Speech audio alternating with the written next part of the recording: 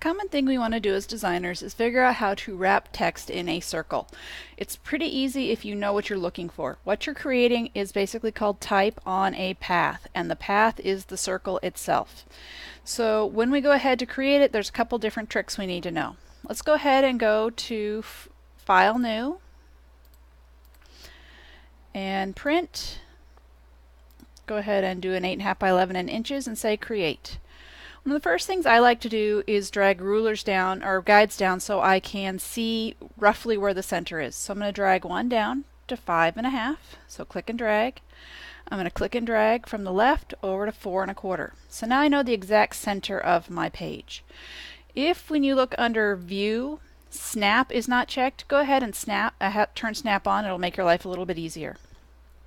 So the next thing we need to do is create the shape that we want to wrap around. So we want to grab the ellipse tool, and instead of shape, because we don't want to draw a shape, we want to draw a path. So think of the path as the invisible line that the typography is going to sit on. We're going to take our cursor right here to that center point. We'll hold Alt and Shift and drag out, and we can create a perfect circle. I release the mouse, then I release the Shift and the Alt to get that circle to stay. I'm then going to go ahead and grab my type tool, my horizontal type tool, and you'll notice that when you go over the path with the cursor, it's going to turn into this little wave. That's how you know you're on the path. So I've got my impact, my regular 60, and we can go ahead and make it any color. And I'm going to write Photoshop type on a path. And notice right now this is centered, so I can change it to be different types of alignment. So that's not too bad. I'm going to go ahead and grab my transform tools, and I can transform it and rotate it that way a little bit. Or you have another choice, which is to play with the path itself, which is the tool underneath the text tool, the path selection tool. And you'll see there's these little start and end marks. You can always take that end mark and slide it, and it's going to move the text on the path for you. Now, you can bring that text inside the circle if you grab and drag it, that center mark, in. So maybe you want to do that to turn your text for the bottom layer. So I'm going to go ahead and rotate it. And it's a little bit tight, but we're going to play with that here in a second. I'm going to go ahead and push the Move tool and apply. Let's go ahead back to our layers. Let's do a right click and duplicate our layer and create. Let's turn the bottom one off so we can only see the top one. Let's grab our top tool and let's take out the word type and go ahead and drag it with our path tool over to the outside. Grab our end and beginning so we get the whole thing. We can grab our transform, move that so we can get it where we want it. And we can turn our bottom one back on, or apply our transformation, turn our bottom one back on, but our bottom one looks really weird. So let's go ahead and take a look at how we can fix that. Let's go ahead and look at the paths, and we see we've got work path 1, which is not the same as the second work path. So we want to go ahead and move so that we're closer to the same angle. So now we've got that Photoshop path on the top, but the bottom one is still pretty messed up. So let's go ahead, grab the bottom one, and you can see we can line up our paths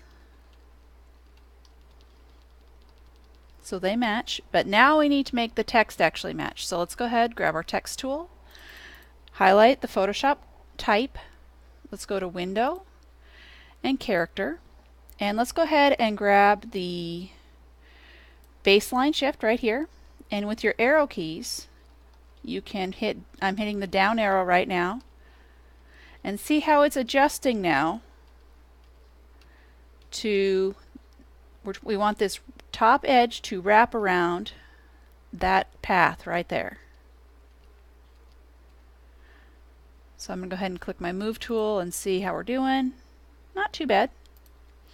And then I can go ahead, take my transform, maybe rotate it just a little tiny bit. So that is how you would create type on a path relatively easily in a Photoshop document. So let's go ahead and look at how we do it in InDesign. InDesign is relatively similar but not the same. So let's do a file new.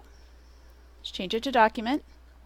Let's go ahead and do a print, do a letter. Let's change it to inches. And say create. One page is fine. So this time, let's go ahead, drag our guides again. So 5.5 and 4.25. Alright, let's go ahead, grab our ellipse tool, not in a frame, an ellipse tool. And I'll do the same thing, Shift Alt, pull out, and draw my path. Let go of mouse, let go of Shift. I'm going to go ahead and grab my type tool, but on type there's actually a thing that says type on a path. And you'll get that wavy arrow again. So you can click on that path, you can see we're blinking on it now. And we can type this is a path in InDesign. And same type of thing where you can move it, take your direct selection, you can change how things are appearing. You grab this center mark right here, it will move it to the inside. So there's quite a few different things you can do with it. You can grab your type tool, select the whole thing, you can change your sizes, your colors. Totally up to you as to what you're going to do